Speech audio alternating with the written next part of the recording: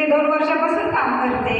माझे मिस्टर महाराष्ट्र आणि कर्नाटक या दोन्ही स्टेटमध्ये काम करतात, तर त्यांना ॲज अ सपोर्ट सिस्टीम म्हणून मी काम करते. तर या सिस्टीममधील मला सर्वात जास्त आवडलेली गोष्ट म्हणजे एज्युकेशनल फाउंडेशन. म्हणजे इथं आल्यानंतर तुमची पर्सनॅलिटी डेव्हलपमेंट असो, कम्युनिकेशन स्किल असो, स्टेज डेअरिंग असो, या सर्व